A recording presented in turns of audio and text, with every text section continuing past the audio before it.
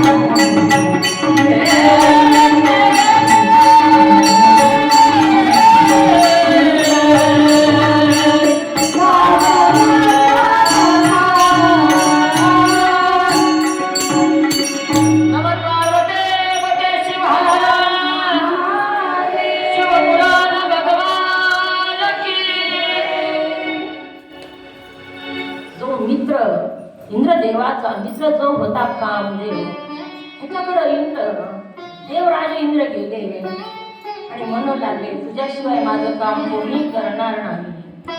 पण कामदेव सुद्धा जो होता त्याला वाटायचं मी काम करू शकतो, अहंकार होता. कामदेव म्हणला मला काहीच अवघड नाही महादेवाला जाग करणं, मी करतो जाग त्या प्रभूला. कामदेवानं ते स्वीकार केलेला आहे. तू माझा मित्र आहेस असं बरी स्तुती केली. मित्र कसा करावा, मित्र कसा असावा हे आपल्या हातात आहे. बहीण कशी असावी आपल्या हातात नाही, आई कशी असावी हातात नाही, वडील कसे असावे, पण मित्र कसा असावा हे आपल्या हातात आहे. आपणच मित्र जोडायचे असतात आणि संगती चांगल्याची जशी संगती करू, जैसा करू संग तैसा के संगत संतन की करने तेरी अच्छी बनेगी.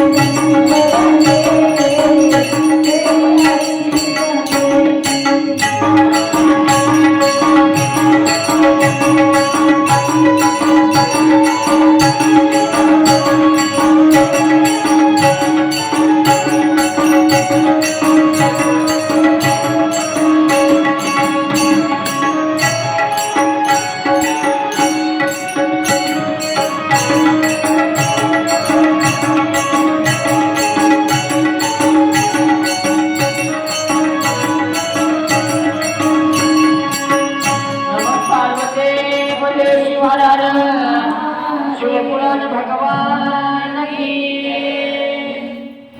आपण कसे आहे ते संगतीवरूनच कळतं. तुझे मित्र 3 चोर असतील तर 4था चोर तूच. तुझे मित्र 4 भजनी असले तर 4था भजनी तूच.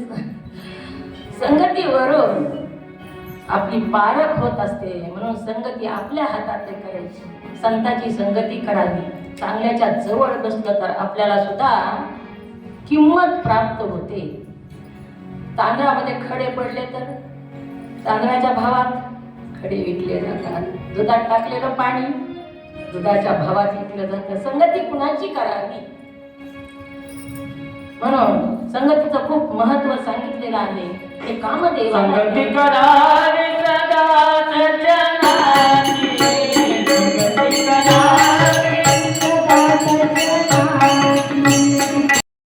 अडचण सांगितली. कामदेवाला लगेच मान्य केलेलं आहे. अरे माझ्या पुढे कोणीच टिकत नाही आणि मी महादेवाला ध्यानातून उठवतो. कामदेव फुलाचा पान घेतलेला आहे बरोबर. वसंत ऋतूला बरोबर घेतलं आणि ज्या हिमालयाच्या गुहेमध्ये परमात्मा तपाला बसलेले होते तिथं हा कामदेव गेलेला आहे. तिथं गेला आणि आंब्याच्या झाडावर लपून बसला कामदेव. जेव्हा पार्वती आणि हिमवंत दर्शनाला आल्याबरोबर मोका साधला आणि बाण सोडलेला शिव परमात्म्यावर. परमात्मा जागे झाले. समोर पार्वती उभी होती आणि पार्वती किती सुंदर आहे असं वाटू लागलं. कामदेवाने बाण सोडलेला होता. किती सुंदर आहे पार्वती वाटू लागलं. अंतःकरण विचलित झालं. जी भक्तीची ध्यान करत होते ते ध्यान विस्कटीत होऊन गेलं. परमात्म्यानं स्वतःच तपासणी केली. आपण सुद्धा आपल्या मनात एखादा वाईट विचार आला तर आपली तपासणी आपण करायची असते. बघा असं का झालं मला, ते व्हायला नाही पाहिजे होतं.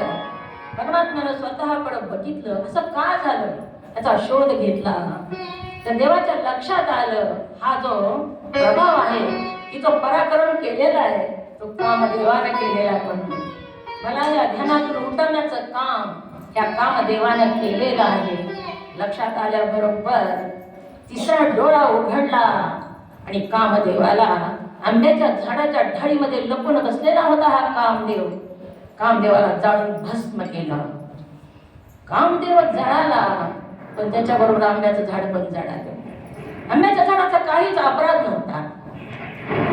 आंब्याचं झाड जळालं तेव्हा परमात्म्याला वाटलं ह्याचा काहीच अपराध नसताना आंब्याचं झाड जळालं. पुन्हा परमात्म्याला आंब्याला पुनर्जीवन दिलेलं आहे आणि तुला खूप त्रास झाला विनाकारण. पण तू कामदेवाला तुझ्या ढाळीवर बसू दिलंस म्हणून तुला त्रास झाला. वाईटाची संगती केली की त्रास होतो. ज्याची संगती करतो त्याचा परिणाम होतोच. तुझ्या ढाळीवर त्या कामदेवाला बसला म्हणून त्याच्याबरोबर तुझंही भस्म झालेलं आहे. त्या आंब्याच्या वृक्षाला पुनर्जीवन दिलं महादेवानं आणि सांगितलं सर्वांचा राजा बशील, फळाचा राजा बशील असं वरदान दिलेलं आहे. आणि ही जी आंब्याच्या ढाळ्या आहेत कामदेवाला जाळताना तुला जो त्रास झाला माझ्याकडून तुला त्रास झाला म्हणून माझ्याकडूनच तुला वरदान देतो. तुझ्या ढाळ्या जर पूजेमध्ये लावल्या तर ती पूजा सफळ होईल. आंब्याची ढाळे लावून पूजन करावं कोणतंही सांगितलेलं आहे. आंब्याच्या वृक्षाला हा वरदान दिलेलं आहे. कामदेवाला भस्म केलं आणि देव तिथून निघून गेले. देव निघून गेल्यानंतर पार्वतीची अवस्था मात्र ज्यावेळी वाचली इतकी तडफडू लागली पार्वती. तिला मुळीच नव्हतं शंभो माझ्या मनात. तुझ्यासाठी तुझ्यासाठी तुझ्यासाठी तुझ्यासाठी आले वना.